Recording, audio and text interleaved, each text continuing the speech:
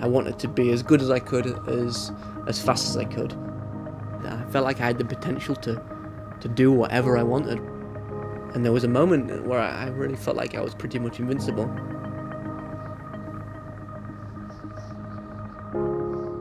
Story's always been at the heart of what we do at Hot Takes. We never set out just to make climbing films showing climbing.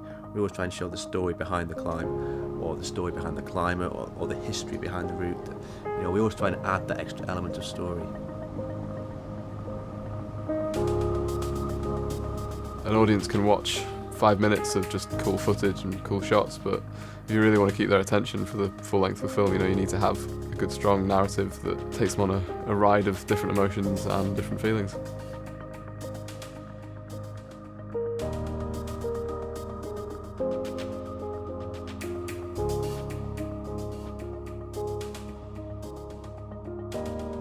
Redemption follows the life story of James Pearson.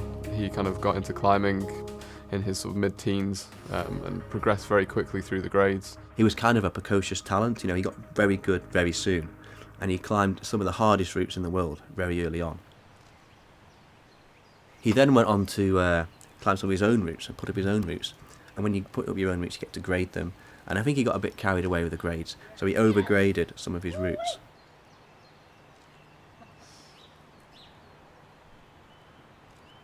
British climbing culture is a very understated culture.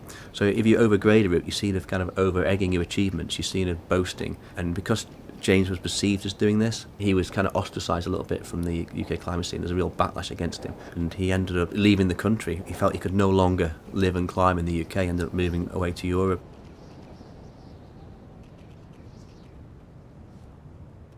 A lot of the kind of, I guess, the animosity that James feels towards the UK is centred around a route called Rhapsody at Dumbarton Rock. And so the film follows James as he then goes back to Dumbarton and tries to climb Rhapsody.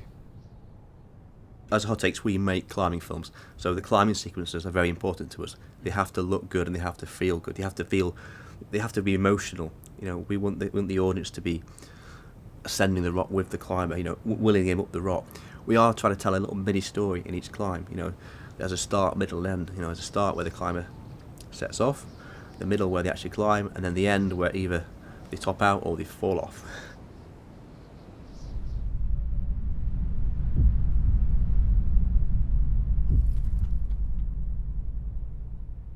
The film has quite a few sort of turning points from his kind of early success, so that's a definite kind of rise in terms of sort of positive narrative, and then there's quite a large kind of plunge as people discover that the routes that he climbed aren't actually as hard as he made out they were.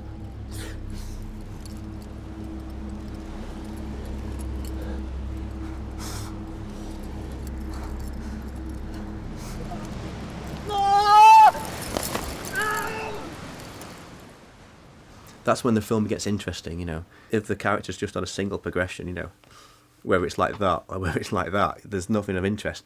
But it's when, the climber's on a progression and then something happens which sends him on a completely different trajectory. That's when the film gets interesting. That's when the audience kind of wake up and, what's going to happen next?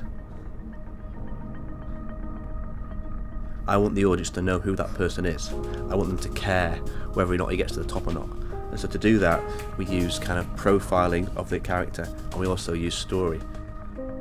They understand who he is and what his motivations are for climbing that route. He's not just climbing that route just to get to the top.